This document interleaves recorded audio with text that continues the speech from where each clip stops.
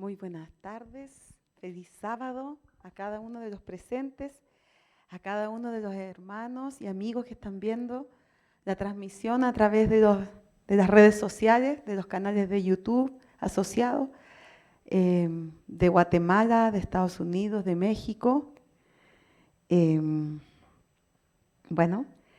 Tenemos el agrado de estar compartiendo en este lugar, agradezco por la invitación. Y también traje un invitado, traje un niñito que me acompaña y que viene a presentar una alabanza.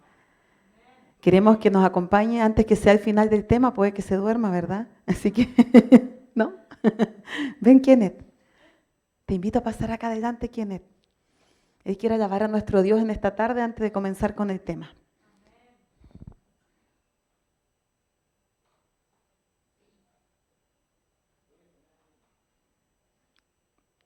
Está ajustando algo y ya pronto lo tenemos acá. Bueno, es un agrado, como les decía, estar compartiendo en este hermoso país. Y en esta tarde vamos a hablar un tema bien interesante y bien importante para nosotros. Pero aquí viene Kenneth, ya lo tenemos acá. Ven, Kenneth, ponte acá adelante para que te vean. Aquí, mira, ahí te ves. Toma.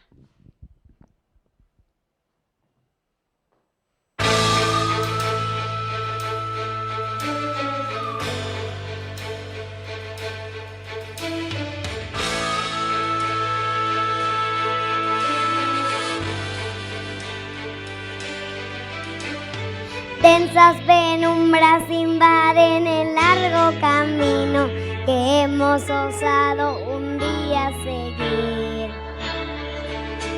con rumbo al cielo.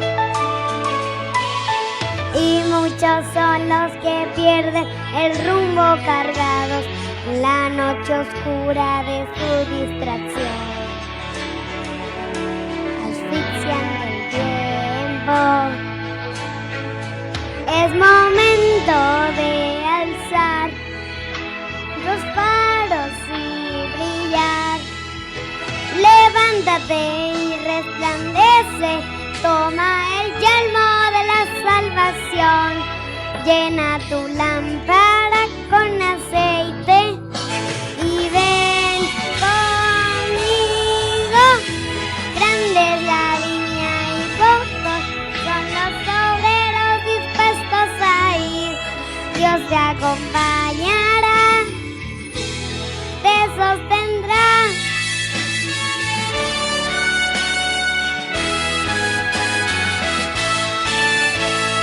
La humana naturaleza nos hace tan frágil y a veces el miedo nos quiere tomar.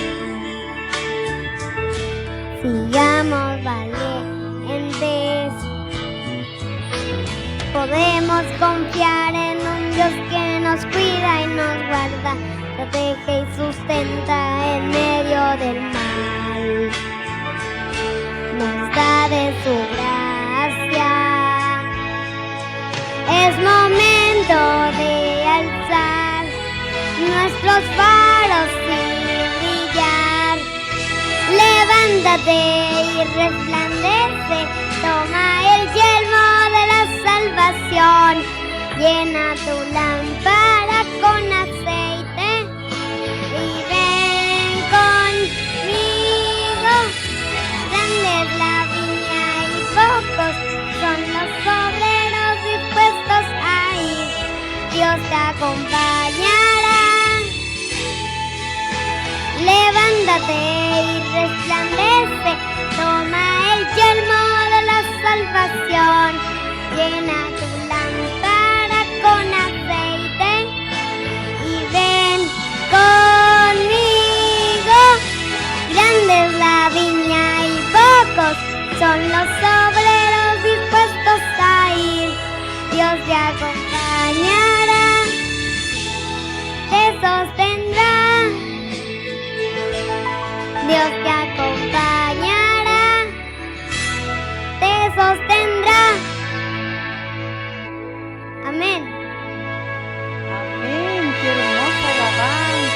qué hermosa alabanza, Kenneth, muchas gracias. Nos animas a todos, ¿verdad? Nos llena del Espíritu Santo escuchar tu inocente y linda voz alabando al Creador. Un llamado hermoso ese canto, ¿verdad? Bueno, con esta hermosa alabanza que nos inspira a poder meditar en el Señor, vamos a comenzar el tema de esta tarde. Hoy día les voy a comentar acerca de la dieta equilibrada y el alcoholismo oculto.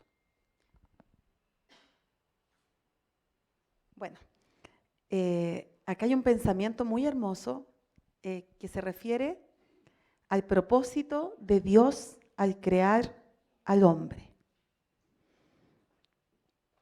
Dice, cuando el hombre salió de las manos de su creador, era de elevada estatura y perfecta simetría.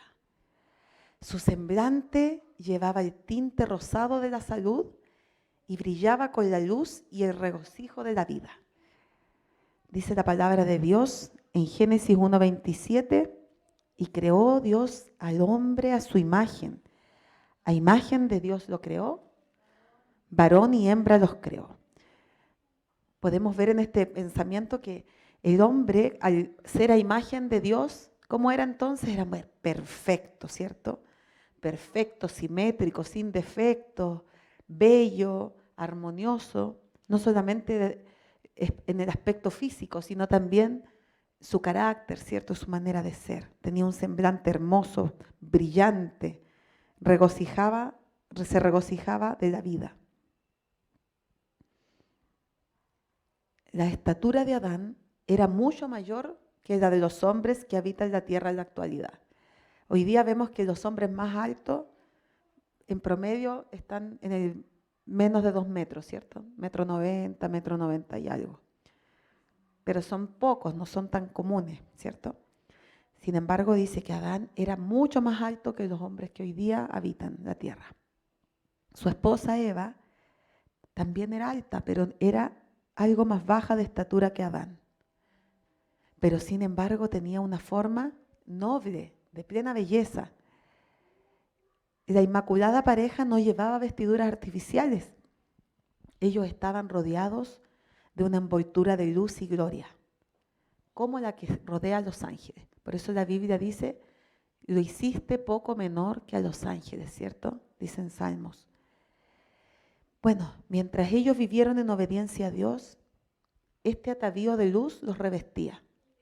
Era el resultado de vivir una vida en plena obediencia a los mandatos. Eso los hacía refulgir, iluminarse, ¿cierto?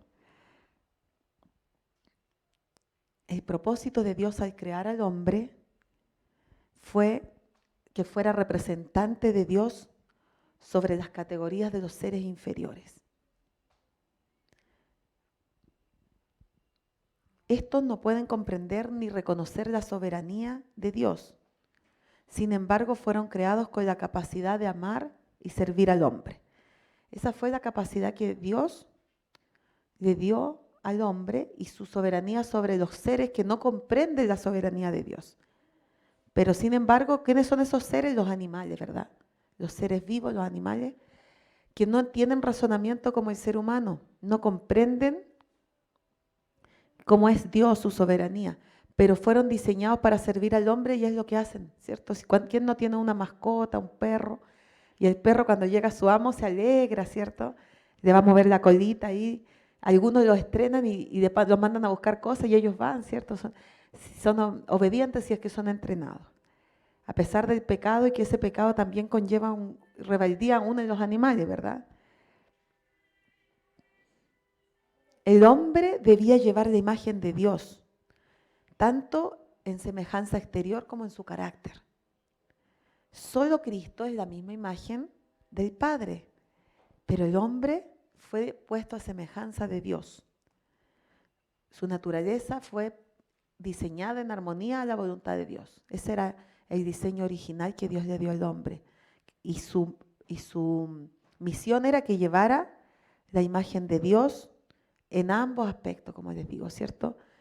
Por fuera y en el carácter. Dios tenía un alto propósito para el ser humano al crearlo. Tenían una vida bella, una vida no podemos imaginar esa vida, ¿cierto? Ni los momentos más agradables de nuestra vida, cuando hemos tenido todo funcionando bien o cuando hemos estado en un lugar muy bello, ¿cierto? Con todo espectacular tal vez a nuestro alrededor. Ni eso se puede ni siquiera imaginar a la felicidad, al gozo que tenía la santa pareja, que tenía al no tener ningún peso de culpa, al no tener ninguna algo que lo apremiara, que lo agotara. Ellos estaban siempre renovados, se iban siendo renovados en Dios, los visitaba cada día. Tenían algo así como que no les quitaba nada la paz del espíritu. Siempre lo que nos pone tristes, nos atormenta, es aquello que nos quita la paz del espíritu, ¿cierto? Pero ellos no tenían ese problema, porque ellos vivían en plena armonía a la ley de Dios. Bueno, sin embargo, al venir a producirse el conflicto por la desobediencia, ellos dejaron entrar el pecado, dejaron entrar el conflicto, ¿cierto? Aquel conflicto que se había producido en el cielo, como dice Apocalipsis 12, 7 al 8, que dice que hubo una guerra en el cielo, ¿cierto? Una gran batalla. Y nombra a Jesús como Miguel. Miguel y sus ángeles luchaban ¿contra quién? Contra el dragón. Y luchaban el dragón y sus ángeles. Pero no prevalecieron ni se halló lugar para ellos en el cielo. Bueno, esta batalla fue trasladada a la tierra. Porque aquí en la tierra fue donde el ser creado, el hombre, se dio a la tentación del enemigo, ¿cierto? Disfrazado de una hermosa serpiente, usando las artimañas que usa siempre el enemigo para engañarnos. No abiertamente mostrando su maldad, sino que disimulándolo mediante otra cosa, porque esa es la artimaña que usa Satanás para engañarnos. Entonces fue lanzado fuera el gran dragón, dice Apocalipsis 12:9. La serpiente antigua, y aquí la identifica, que se llama Diablo y Satanás. En el otro versículo solo dice el dragón, pero aquí dice que el dragón, ¿quién es? La serpiente antigua, Diablo y Satanás. O sea, dragón, serpiente antigua, diablo o Satanás se refieren a lo mismo, ¿cierto? Al enemigo de Dios. Y fue arrojado a la tierra y sus ángeles fueron arrojados con él. ¿Y en qué se empeñaron ellos? En engañar al ser humano, ¿cierto? Y cuando el ser humano cede a la tentación por curiosidad, por un descuido, porque muchas veces la tentación no sobreviene porque nosotros nos despertemos en la mañana con los deseos de ir a transgredir, sino porque descuidamos la comunión, ¿cierto? La comunión con Dios y la comunión también entre la familia. Muchas veces el pecado, la transgresión, no sobreviene porque nosotros estemos planeando cometer un pecado, ¿cierto? O engañar al cónyuge o hacer daño a la familia, sino porque hay un descuido, porque hay una distracción. En este caso Eva, ella fue engatusada, ¿cierto? Ella dijo, se empezó a alejar del marido y Dios le había dicho que estuvieran siempre juntos, que no se distanciaran, que fueran unidos. Pero ella se fue para otro lado y sin propósito alguno, porque no tenía por qué ella irse para otro lugar, y se acercó al árbol que estaba prohibido, ¿cierto? Y ahí aprovechó Satanás, la serpiente antigua, ¿cierto? El dragón, el engañador, ¿cierto? El gran mentiroso aprovechó de engañar a la mujer, ¿cierto? Y la mujer fue inocentemente, quizás, más o menos inocentemente, a mirar, ¿cierto? A contemplar el fruto. No se esperaba encontrar con esa serpiente ahí. En ese tiempo las serpientes no eran feas ni asustaban como ahora, eran hermosas, era una especie hermosa, con unas alas doradas, ¿cierto? Con un color de oro, era hermosa la serpiente. Y cuando ve eso, se encantó. Y hoy día vemos que el enemigo de Dios usa la misma artimaña, encantarnos, ¿cierto? ¿Y qué genera el enemigo de Dios? Genera mucha cosa bonita, luces, cosas novedosas, ¿cierto? Que nos atrape la atención para que nosotros no estemos apercibidos de la instrucción de Dios. Y ella puede haber dicho, pero ¿qué tiene? Que coma un pedacito, si está tan bonita esta fruta. Y la serpiente está tan bonita y me habla tan bonito. La serpiente le dice, y le dice una pregunta capciosa, ¿cierto? Con que Dios no le ha dicho que no pueden comer de ningún fruto. Siempre lo que hace Satanás es querer aparecer, como mostrar a Dios como que Él es malo, como que Él nos quiere lo malo, lo aburrido, lo que no nos gusta, ¿cierto? Pero ella le dice, no, no es así. Dios me ha dicho, dice que todos los árboles del huerto podemos comer, mas solamente de un árbol no podemos comer. Pero ella le dice, ciertamente no moriréis, ¿cierto? Y siempre el engaño de Dios ha sido ese, no moriréis. Puedes transgredir, no te preocupes, no moriréis. Ese es el engaño del enemigo. Bueno, cuando cae, Eva cae, ¿cierto? Y se va toda con culpa, porque le empezó la culpa a Eva cuando cayó en pecado. Empezó a sentir culpabilidad, empezó a sentir temor, pero se vio que no había muerto. Seguramente seguía siendo bonita, alta, no se achicó enseguida, ¿cierto? No se volvió fea de un momento a otro, pero sí ella empezó a sentirse nerviosa, ya su paz que tenía no fue la misma, y se va donde su esposo y le lleva el fruto. Y el esposo dice, ¿pero qué hiciste? Y ella dice, mira, si no me morí, aquí están mis frutos. Pero ella sabía que había hecho una desobediencia, ya su corazón no estaba en paz. ¿Y qué hace el esposo? Como muchos esposos dicen, ay, pero si yo la amo tanto, ¿qué voy a tener? Aunque Adán dice del espíritu de profecía que sabía que él tenía más conciencia del pecado que ella, fue igual, prefirió de la desobediencia con tal de no perderla, porque sabía que si ella nomás desobedecía, seguramente ella iba a morir, sabía, porque ya le había dicho Dios que iba a morir. Y tanto la amaba que amó más a su esposa que a Dios. Y ese es el pecado que muchas veces nosotros cometemos. Amamos más a nuestra familia que a Dios, a nuestros hijos, a nuestro cónyuge, a nuestros amigos. Amamos más los placeres de este mundo que a Dios, ¿cierto? Y nos ponemos en el fondo a nosotros en primer lugar frente a Dios. Entonces viene el gran conflicto, este conflicto que no solamente es a nivel mundial, es un conflicto que cada día lo tenemos, todos los días peleamos la batalla en nuestras propias conciencias, peleamos la batalla del bien y del mal. Todos los días tenemos que decidir, ¿qué voy a hacer? ¿Para allá o para acá? ¿Cierto? Y a los adultos nos toca decidir muchas veces no solamente por nosotros, sino también por los que tenemos a cargo.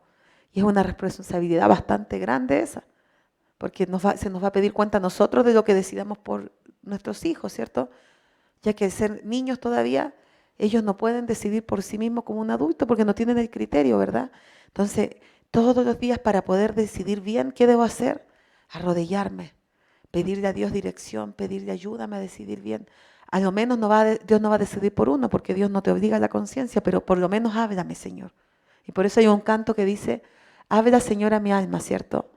Porque ese canto dice que yo quiero que mi corazón esté atento a tu voz y que el enemigo con sus distracciones no me opaque tu voz. Y muchas veces grandes cosas que Dios puede hacer en nuestras vidas vienen por una inquietud que Dios pone en nuestro corazón a través de su Espíritu. Cada vez que nosotros estamos en una situación donde no estamos tranquilos con lo que vamos a hacer es porque de conciencia el Espíritu Santo está hablando. Y es cuando tenemos que oír su voz. En Génesis 3:15 nos dice, y pondré enemistad entre ti y la mujer, y entre tu simiente y la simiente suya. Esta te herirá en la cabeza y tú le herirás en el calcañar. ¿Qué significa esto? Que ya se había generado esa gran división, ¿cierto? Había una guerra, pero Dios, soberano Dios, misericordioso Dios, va y le habla a la serpiente y le dice, va a haber una enemistad, no voy a permitir que sean tan amigos, va a haber una enemistad, gracias a mi misericordia va a haber una enemistad, puesto que ya al ceder la voluntad del ser humano a Satanás, se amistó con el enemigo. Antes era su enemigo, pero se hizo su amigo por la desobediencia. Y cada vez que nosotros desobedecemos la voz de Dios, ¿con quién nos hacemos amigos? Con Satanás. Nos amistamos con él. En cambio, cuando nosotros escuchamos la conciencia, la voz del Espíritu Santo, nos amistamos con el Señor, ¿cierto? Entonces, siempre estamos tomando decisiones. ¿Con quién me amisto hoy día? ¿Con quién voy a estar de amigo hoy día? De acuerdo a lo que yo decida, Hoy día me hago amigo de Dios o me hago amigo de Satanás. Y está en mí decidirlo, en mi libre albedrío. Tenemos en Juan 10:10, el Señor nos manifiesta su voluntad aquí. Jesús, ¿cierto? Nos manifiesta su voluntad. Vamos a abrir nuestras Biblias. Juan 10:10 también está proyectado en la lámina. Si la pudieran poner en la transmisión. Juan 10:10 nos dice así: el ladrón no viene sino para hurtar y matar y destruir. Yo he venido para que tengan vida y para que la tengan en abundancia. Ese es el gran deseo de Dios, ¿cierto? Dios desea que tengamos vida y en abundancia. Ese es su deseo, ese es su mayor anhelo. Es tan así que Él vino a dar su propia vida para que nosotros tengamos vida y la tengamos en abundancia. En cambio, el enemigo de Dios, ¿qué quería el enemigo de Dios? ¿Qué dice Efesios 6:12? Efesios 6:12 nos dice: porque no tenemos lucha contra sangre y carne, sino contra principados, contra potestades, contra los gobernadores de las tinieblas de este mundo, contra malicias espirituales en las alturas. ¿Qué quiere el enemigo? El enemigo desea que estemos mal, que suframos, que estemos enfermos. Si los seres humanos pudieran conocer el número de los ángeles malos, si pudieran conocer sus artificios y su actividad, habría mucho menos orgullo y frivolidad. Satanás es el príncipe de los demonios. Los ángeles malos sobre los cuales gobierna, cumplen sus órdenes. Mediante ellos multiplica a sus agentes por todo el mundo, instiga todo el mal que existe en nuestro mundo. O sea, no son poquitos, son muchos, son huestes de ángeles. Y en cada momento están ahí pendientes para hacernos decaer, pecar, alejarnos de Dios, engañarnos. Así como lo hicieron a Eva, usando su mejor artimaña, también lo hacen con nosotros. Por eso hay la necesidad de una dependencia absoluta de Dios, de una continua elevar nuestra mente donde estemos, aun si estemos en la calle, aun si vamos en un vehículo, aun si estamos trabajando, aun si estamos con otras personas, a veces alejarse un poquito, elevar una oración, estar siempre en continua oración es una gran necesidad. Por esto apareció el Hijo del Hombre, el Hijo de Dios, para deshacer las obras del diablo. Esa fue su misión de venir a esta tierra. Por eso necesitamos conocer a Jesús, afiatarnos con Él, porque Él vino con la misión de deshacer las obras del diablo. Pero no es un hecho automático, no es algo que va a producirse instantáneamente. Solo se puede producir esa deshacer las obras del diablo cuando yo le pongo mi voluntad a Jesús, cuando le entrego mi corazón para que Él lo dirija. También dice 1 Pedro 5:8. Voy a buscar 1 Pedro 5:8. Dice así: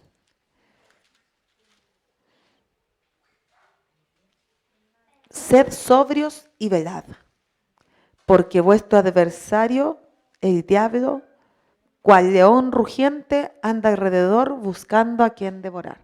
Entonces, ¿qué significa ser sobrio? Hay otra versión aquí que la puse en la lámina, dice: practiquen el dominio propio y manténgase alerta. Esa otra versión, ¿cierto? Y la otra dice: sed sobrios y velad. Velad es estar alerta. Cuando decimos velad, estar alerta. Sed sobrio, dominio propio, ¿cierto? Su enemigo, el diablo, ronda como león rugiente buscando a quien devorar. Eso quiere el enemigo, devorarnos, destruirnos, ¿verdad? Pero por eso para vencer tenemos que estar velando y tratando de controlar todo nuestro ser, nuestros apetitos, nuestras pasiones, todo someterlo a la voluntad de Dios. Dice la palabra de Dios nuestra triste realidad, que dice Isaías 1, 5 y 6. Toda cabeza está enferma y todo corazón doliente. Desde la planta del pie hasta la cabeza no hay en él cosa sana, sino herida, hinchazón y podrida llaga. No están curadas, ni vendadas, ni suavizadas con aceite. ¿Cómo nos caracteriza el Señor? Nos caracteriza como seres que estamos con heridas, con llagas, con enfermedad. No estamos sanos. El pecado ha generado eso. Eva pensaba que no iba a suceder eso, que no iba a morir, pero fue muriendo celularmente de a poco, ¿cierto? Empieza a haber muerte celular. Se regeneran células y mueren células todos los días en nuestro cuerpo. Y estamos todos enfermos. Y necesitamos, para estar un poco mejor, por lo menos no estar en un desequilibrio tan grande, necesitamos una dependencia de Dios y un alinearnos con las leyes naturales que Dios dio al hombre. Dios dio al hombre alimentos, dio un diseño, dio su dieta original. Fueron, de acuerdo al Génesis 1:29 y al Génesis 3:18, los alimentos que se ven aquí en esta lámina. Esta lámina que puede, si es posible proyectar en este momento, tenemos ahí, si la pudiera poner en grande para que se vea más nítido. Tenemos ahí todos los alimentos originales que Dios dio al hombre, del cual debiésemos nosotros formar nuestra sangre. Tenemos varios grupos en este diseño, ¿cierto? ¿Qué dice el Génesis 1:29? Deberíamos saberlo de memoria, ¿no es cierto? ¿Qué dice? Y dijo Dios, he aquí que os he dado toda planta que da semilla y que está sobre la faz de la tierra. Y todo árbol en que hay fruto de árbol que da semilla, os será para comer. Ese fue el diseño original. Todo árbol que da semilla y todo fruto, ¿cierto? Y luego, en el Génesis 3:18, el Señor agregó algo más a nuestra dieta. Dice, Génesis 3:18. Dice, bueno, dentro de todo lo que le dice Dios cuando expulsa del huerto al hombre, ¿cierto? Por su desobediencia, y le dice todos los malestares que iba a tener el hombre ahora, el esfuerzo que iba a tener que hacer para ganarse el pan, el hecho de que la mujer para dar a luz un hijo iba a sufrir muchos dolores, ¿cierto? Y dentro de todo eso les dice que la tierra le va a producir espinas y cardos. Espinos y cardos te producirá y comerás plantas del campo. A veces parecía que fuera como una maldición, ¿cierto? Como algo malo. Hoy, me acuerdo que antiguamente cuando yo no había estudiado este tema, había una persona muy cercana a mí que decía, no me gustan las verduras porque Dios no fuimos diseñados para comer verduras. Y eso es la maldición. Por lo tanto, solamente como frutas, no me gustan las verduras. Sin embargo, Dios no se puede equivocar en lo que dice.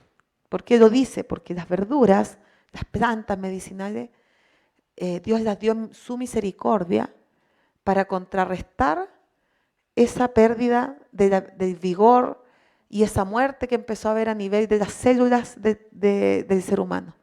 Desde el momento que Eva peca, Eva se asusta, empieza a sentir miedo y eso le genera a ella inmediatamente una alteración de su organismo que le produce lo que es la muerte celular.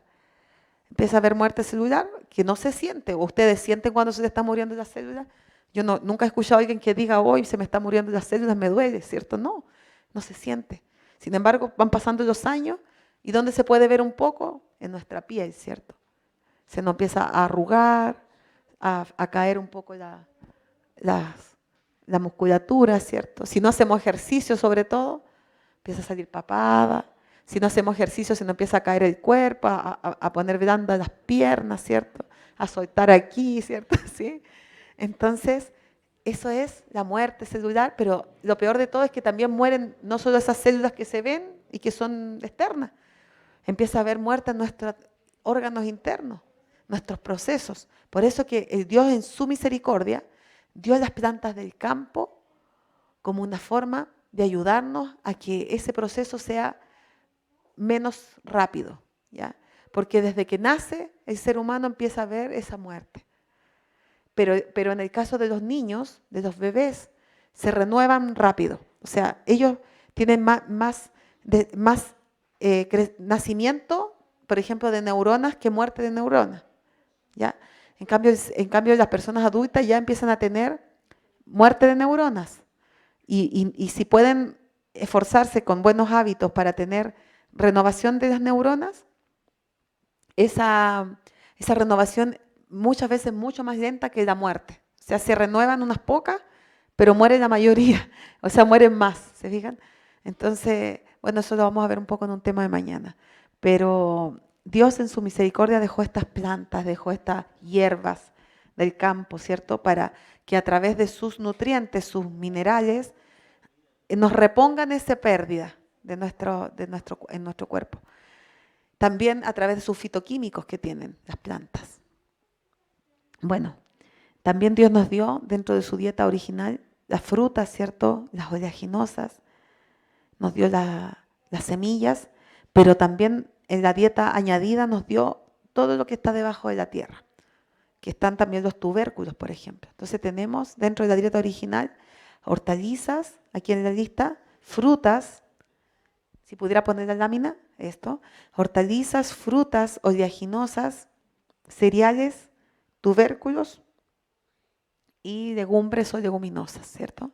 Y dentro de las oleaginosas también podemos tener lo que son las semillas más pequeñitas, como por ejemplo la chía, la linaza, las pepitas de calabaza, sésamo, las semillitas de girasol.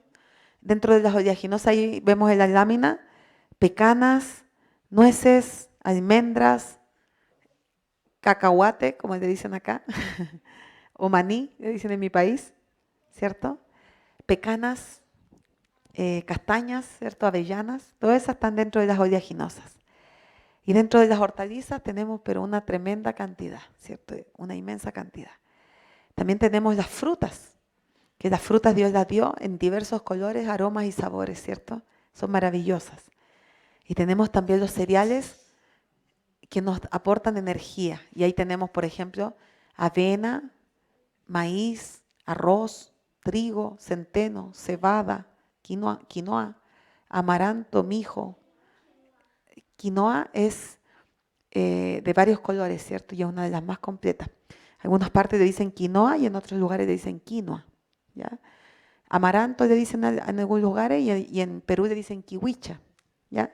Son cereales andinos que han tomado mucha popularidad porque son muy, muy nutritivos. Y dentro de las leguminosas tenemos todos los tipos de frijoles o porotos, como le decimos en Chile, los garbanzos, las arvejas, ¿cierto? Todo lo que está viene en vaina, pero se seca después y se consume, es durito, pero se tiene que remojar para poder consumirlo. Que también se puede germinar. Y cuando se germina, al sacar primer brote ya se empieza a transformar en hortaliza o en un vegetal, no es, o sea, como en una verdura, ¿ya? Ya pierde, digamos, su concentración tan alta que tiene de proteínas, de purina y se vuelve verdura. Y para muchas personas con ciertas dificultades de salud se vuelve mucho más digerible consumir los cereales o las semillas o las leguminosas germinadas. ¿Ya? Se pueden consumir y son concentran los nutrientes, son mucho más digeribles y nutritivas, ¿ya? Bueno, hay un principio importante cuando nosotros nos alimentamos, ¿ya? Que se llama el alcoholismo oculto. Hay un libro que se llama La Antidieta y ahí en el libro dice, cuando se consumen combinaciones de alimentos incompatibles y se produce fermentación, encontramos también que en el tubo digestivo se produce alcohol, con las mismas consecuencias que resultaría de haberlo bebido, de beberlo, y con el mismo riesgo potencial para el hígado. Entonces, nosotros cuando consumimos alimentos mal combinados, ¿ya? Que no compatibilizan muy bien o que se excede mucho en un cierto tipo de alimento, se produce un recargo de la digestión y esa mezcla también hace procesos bioquímicos adentro y produce alcohol, ¿ya? Entonces, aquí vale la pena estudiar lo que es la temperancia, la templanza. Este principio, ¿se acuerdan lo que decía, lo que leímos de Pedro? Decía abstenernos, ¿cierto? Dominio propio. Y aquí lo refuerza, ¿cierto? Patriarcas y Profetas nos habla de esto. Dice, la verdadera temperancia nos enseña a abstenernos por completo de todo lo que es perjudicial y a usar cuerdamente lo que es saludable. O sea que si nosotros nos decimos hijos de Dios, pueblo de Dios, pueblo apartado, nación santa, dice la palabra, escogidos, ¿cuál debería ser nuestra forma de vivir? Discriminando lo bueno y lo malo primero, porque yo para saber qué es lo que debo abstenerme tengo que saber qué es lo que es bueno y qué es lo que es malo. ¿Y qué me enseña lo que es bueno y lo que es malo? La palabra de Dios, ¿cierto? Aquí está. Y si ya veo que me alimento, que por ejemplo en cuanto a los alimentos, el Señor me dice, el alimento que te diseñé es el que vimos más atrás, ¿cierto? Hortalizas, frutas, semillas, oleaginosas, cereales, tubérculos, leguminosas. Esa es la lista. Entonces de ahí ya deberíamos empezar a hacer la discriminación. Todo lo que no está en ese diseño ya no es la dieta que Dios quisiera que comiéramos, sobre todo en este tiempo del fin. Porque aquí tenemos que reformar la salud para poder enfrentar el tiempo del fin. Estamos viviendo tiempos solemnes donde está corriendo el avance profético de una forma muy tremenda, ¿cierto? Y necesitamos purificar con urgencia nuestros cuerpos y nuestra mente para poder recibir la presencia del Espíritu Santo, para poder tener una salud compatible para servir mejor a Dios, para poder estar en condiciones de ayudar a otros que están con enfermedades. Si yo no cuido mi propia salud, ¿cómo voy a poder ayudar a otros, cierto? Entonces el Señor nos invita a corregir nuestro caminar y tratar de alinearnos con esos principios en nuestra vida, que muchas veces va a implicar tener que hacer muchas renuncias tal vez en cosas que nos impiden poder cumplir esta indicación, ¿cierto? La verdadera temperancia entonces es identificar lo malo y sacarlo, ¿cierto? No hacerlo, definitivamente no. Ni siquiera empezar a decir un poquito, porque a veces lo hacemos, ¿cierto? Debiéramos procurar en la mayor medida lo posible, no. Sin duda que pueden haber de repente algunas excepciones por situaciones particulares, por testimonio, qué sé yo, pero uno debiera ser bien, bien honesto con el Señor la medida de lo posible, ¿cierto? Y usar cuerdamente lo que es saludable, dice, ¿cierto? Entonces de lo saludable con cordura y de lo perjudicial sacarlo. ¿Qué podría ser una excepción? Por ejemplo, si estuviera alguien aislado, ¿cierto? Si se cae el avión y te toca quedarte por ahí en un lugar desértico donde no tienes que comer, a lo mejor te va a tocar comer un animal, ¿cierto? Algo que no está dentro del diseño de Dios, como pasó en el diluvio, que fue una dieta de emergencia. Dios mismo autorizó qué animales sí y qué animales no. Pero hoy día, actualmente nosotros no estamos en la emergencia porque no estamos en el diluvio, o sea, hoy día tenemos otras opciones. Eso es como que el ser humano le quedó gustando, ¿cierto?, comer animales, y Dios autorizó y ya permitió por un buen tiempo y bastante siglos, ¿cierto? Porque también Dios quería que el hombre viviera menos para que pecara menos, porque su pensamiento era de continuo al mal, ¿cierto? Y el hombre en general, la mayoría de la humanidad no vive para salvación. El pueblo de Dios siempre ha sido muy pequeño. La mayoría vive para perdición. Por lo tanto, ¿qué quería Dios? Preferible que estos duren poco, porque si así duran tantos años, la maldad va a ser peor, ¿cierto? Entonces, muchas veces nosotros por el enfermo oramos. El otro día leí un párrafo que hablaba de eso, de la oración por los enfermos, Ministerio de Curación, capítulo 16 me parece que es. Y decía que muchas veces nosotros oramos pidiendo el restablecimiento del enfermo, como que nosotros queremos mandar a Dios, ¿cierto? No que Dios haga su voluntad, sino que mandamos a Dios. Y dice que Dios a veces no actúa a favor de ese enfermo porque sabe que por último ese enfermo ahí en esa condición se pone a cuentas con Él y va a morir en paz y puede tener la salvación, pero conoce el futuro. Él sabe todo y sabe que ese enfermo tal vez si sobrevive va a ser para puro pecar o va a seguir lo mismo, ¿cierto? Las transgresiones O bien puede que esté muy a cuentas con Dios en ese momento, pero puede que en un futuro le toque vivir cosas muy duras que no sea capaz de soportar. Entonces Dios, en su misericordia, a veces llama al enfermo a la muerte, y nosotros sí debemos orar por los enfermos con fe, sabiendo que Dios puede salvarlos, a todos, a los más graves los puede salvar, es Dios. Pero debemos dejarle su voluntad. El Señor, mismo Jesucristo, cuando estuvo en el Getsemaní, le decía a su Padre, Padre, si puedes, pasa de mí esta copa, pero no se haga mi voluntad sino la tuya. Y si Él, siendo Dios, el Rey del universo, tuvo ese nivel de humildad ante Dios, con cuánto mayor razón nosotros debiéramos aprender a someter cada plan de nuestra vida, cada deseo, a lo mismo, ¿cierto? A Dios.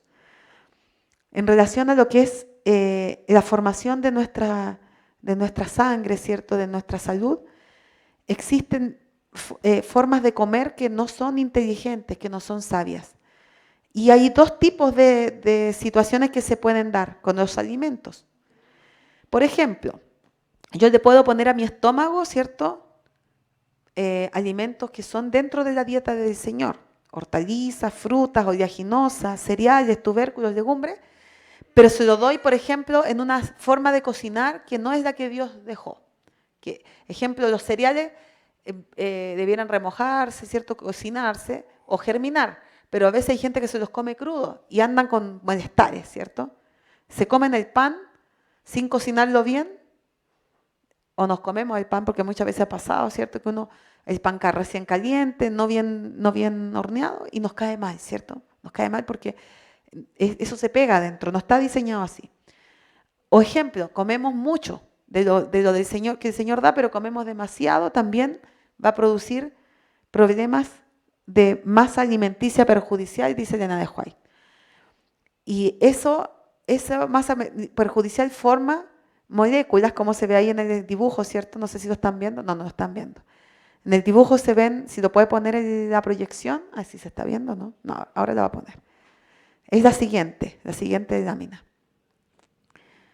Ahí tenemos, ¿cierto? Como que nuestro estómago es como esa olla que aparece ahí, ¿cierto? Está hirviendo, o sea, nuestro estómago no hierve, pero tiene una temperatura alta. Y ahí caen todos los alimentos que consumimos. Y estos alimentos que Dios diseñó, si los comemos en demasiada cantidad, mal combinados, a cada rato, en horarios que no son irregulares, va a generar malestar. O si sean los propios alimentos que Dios dio. Va a generar gases, va a generar CO2 y sustancias extrañas. Por otro lado, si comemos alimentos adulterados, ¿cuáles son estos? Los vemos ahí en la lista. Frituras, cereales refinados. En la lámina anterior, por favor. Frituras, cereales refinados, carnes, bebidas alcohólicas, alimentos procesados y edulcorados, aditivos de la industria alimentaria y pseudoalimentos, alimentos que no son alimentos, como son, por ejemplo, estas gomitas dulces, ¿cierto? Todo lo que es azucarado, todo eso, ¿en qué se va a convertir en nuestro estómago? En una masa alimenticia perjudicial. Y esa masa es la que pasa después al intestino, es la que forma nuestra sangre. Por lo tanto, ¿qué sangre podemos esperar tener si eso es lo que le metemos al estómago? Una sangre mala, una sangre tóxica, una sangre débil, ¿verdad? Y nos llenamos además de malestares, como dice ahí, ¿cierto? De gases, CO2, sustancias extrañas.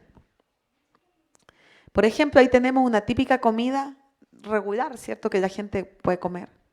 No se ve todavía. Si puede pasar la lámina, por favor. Vemos una comida regular, ¿cierto? Algunos alimentos y combinaciones que generan masa perjudicial. Fritos, ¿verdad? Ahí tenemos dulces también. Dulces. Todo lo que es con cremas, con azúcar, ¿cierto? Caramelos.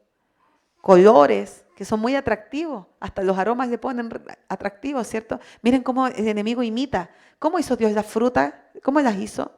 De colores, las hizo bonitas, apetecibles, ¿cierto? Aromáticas, blanditas. ¿Y qué hace el enemigo? Genera el mismo tipo de alimento.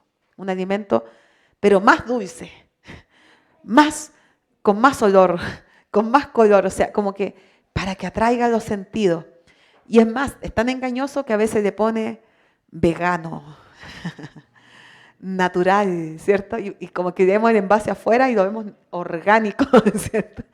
Natural. Ah, no, esto es saludable. Los niños dicen, ¿cierto?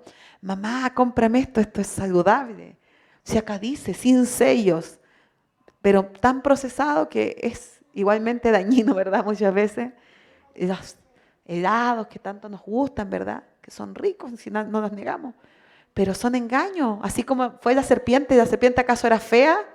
¿Era fea la serpiente que le engañó a Eva? No era ni fea, ni tenía cachos, ni hablaba ronco. Era una serpiente con unas alas preciosas, ¿cierto? Colorida, brillante, atractiva.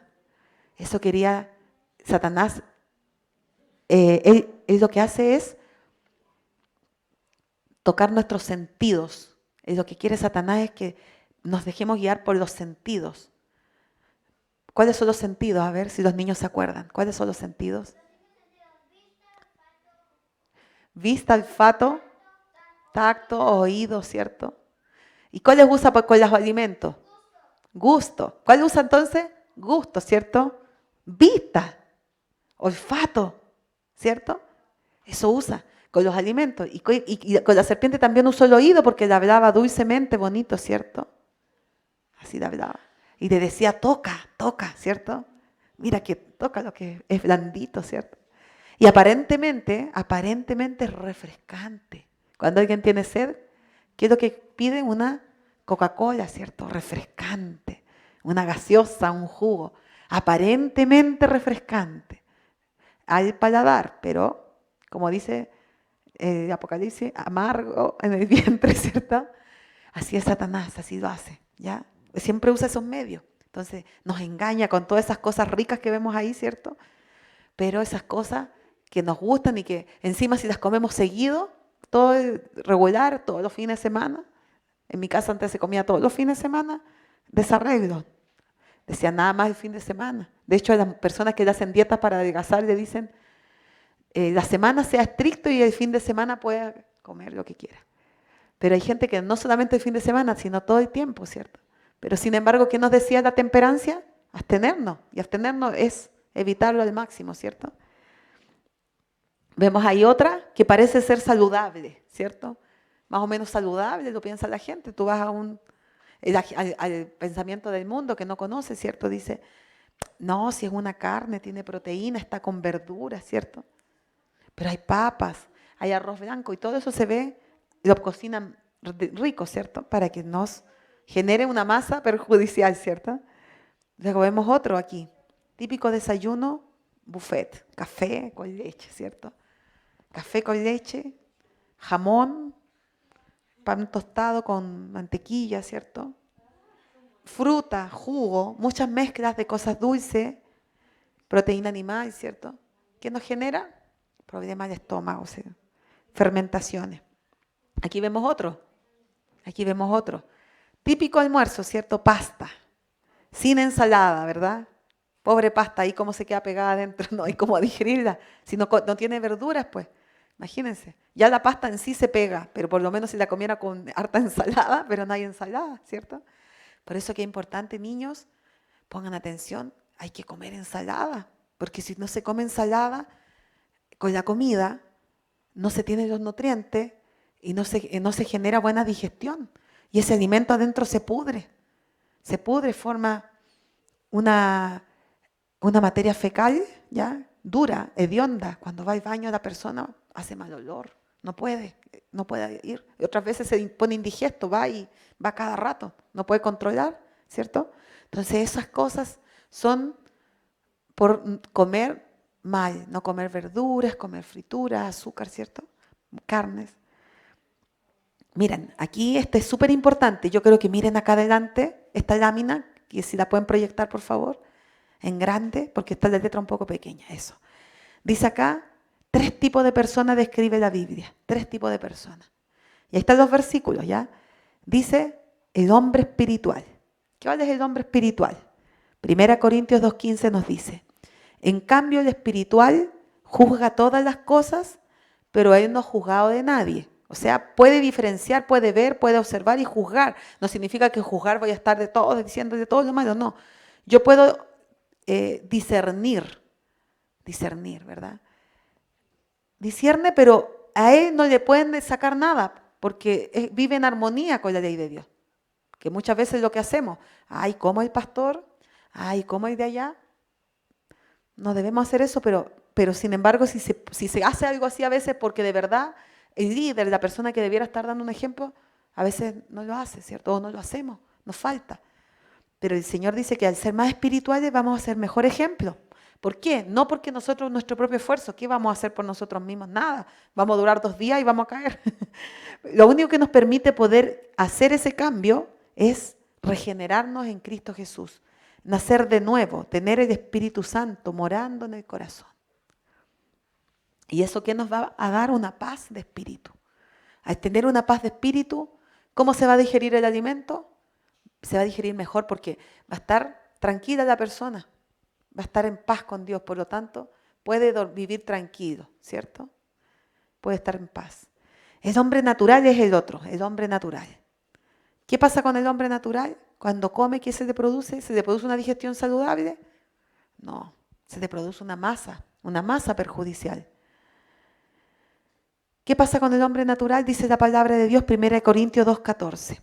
Pero el hombre natural no percibe las cosas que son del espíritu, porque para él son locura y no las puede entender, porque se han de discernir espiritualmente. ¿Cómo se disciernen las cosas del espíritu?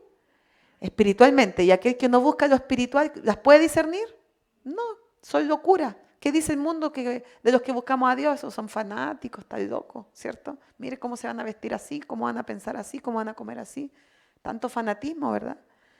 Porque esa persona es hombre natural. Así que ahora cuando nos relacionemos con personas que no conocen y nosotros vemos que no cumple la ley, ¿cierto? No entienden nada, hay que tener mucha paciencia porque esa persona no tiene un discernimiento espiritual porque no le ha entrado el Espíritu Santo.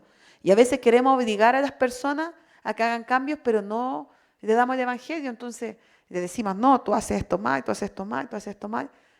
Y nos basamos en que dicen que no hay que temer llamarle al pecado como por su nombre, ¿cierto? Nos ponemos legalistas, pero no nos preocupamos de primero darle el evangelio a la persona para que pueda abrir su corazón al Espíritu Santo, que finalmente, ¿quién cambia al ser humano? El Espíritu Santo, ¿cierto? Entonces, ¿qué pasa con el hombre natural? Su intelecto y sus emociones lo gobiernan y nunca nació de nuevo. Eso pasa con el hombre natural. Pero en cambio el hombre carnal, ¿quién es el hombre carnal? Aquí lo dice 1 Corintios 3:1. De manera que yo, hermanos, no pude hablaros como a espirituales. ¿A quién le está hablando ahí? A los corintios, ¿cierto? ¿Quién lo habla? Lo habla Pablo. De manera que no pude hablaros como a espirituales, sino como a carnales, como a niños en Cristo. Entonces, ¿quiénes son los carnales? Los que conocen el Evangelio, pero no hay avance, ¿cierto? Todavía estamos ahí marcando el paso en muchas cosas. Somos carnales.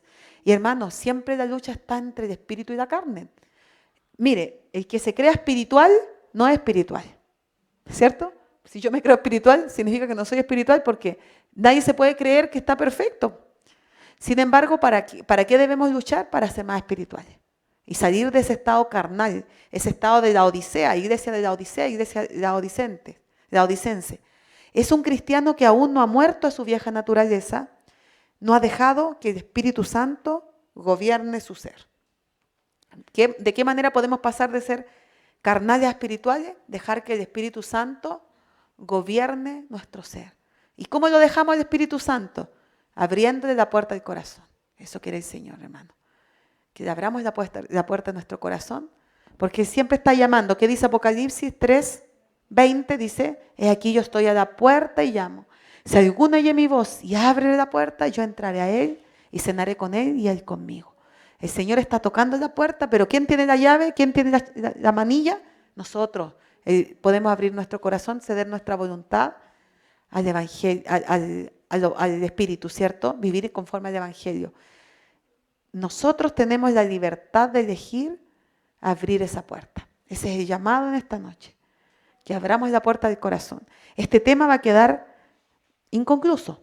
Vamos a hacer una segunda parte para terminarlo, ¿ya? Así que mañana no se pierdan.